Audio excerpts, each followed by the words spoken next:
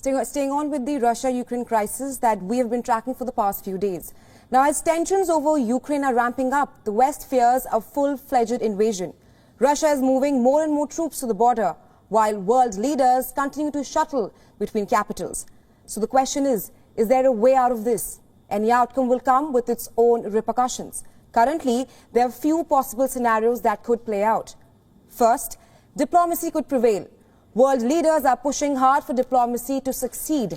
They are traveling from one capital to another with just one objective: to diffuse tensions and prevent this from escalating into a full-blown conflict. So if the West and Russia can come to a common consensus, this conflict could soon be over. But this needs at least one side to back down. And any backing down can be viewed as a loss in an already flared-up situation. So what is the other option? This brings us to the second scenario: a security deal between the NATO and Russia. Russia long believes that it was betrayed by the West, that the West broke promises made at the end of the Cold War. The promise in question is that NATO would not expand to the east. But NATO did just that. It expanded eastwards, with former Soviet Union nations joining the alliance. Putin has long argued that US broke a promise it made in 1990. While there are different interpretations on what was promised to Russian leader then, Russian President Vladimir Putin has long looked at it as a betrayal, while NATO says that it cannot compromise on its core principles of membership. Moscow and the alliance can find a common ground on other issues, like the revival of failed arms control agreements, confidence-building measures between Russian and NATO, and greater transparency over military exercises. Russia has, however, made it clear that they have one core concern: Ukraine should not join NATO. Which brings us to option number 3, a Finlandization of Ukraine. The Cold War era term was reportedly invoked by French President Emmanuel Macron. It refers to Finland's strict neutrality during the Cold War.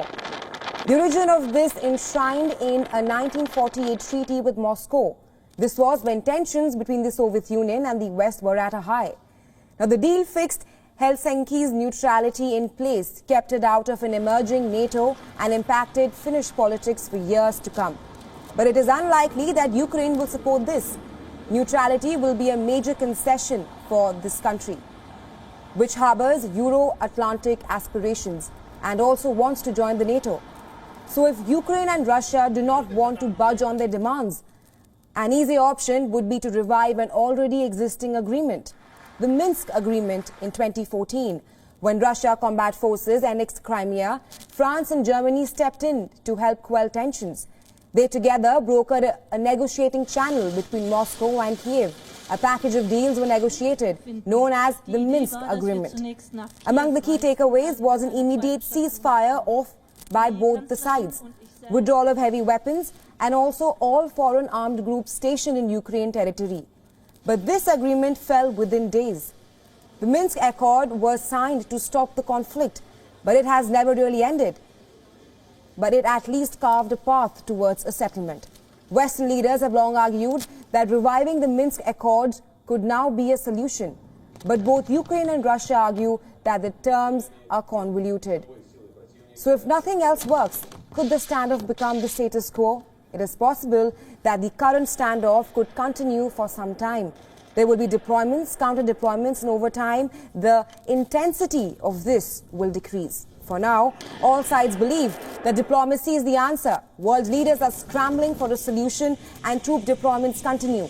While tensions continue to linger over Ukraine, only time will tell how the conflict will play out in the coming days.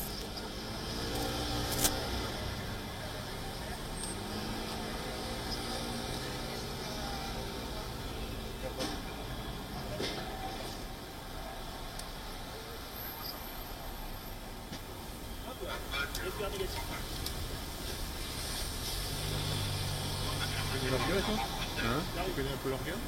Non.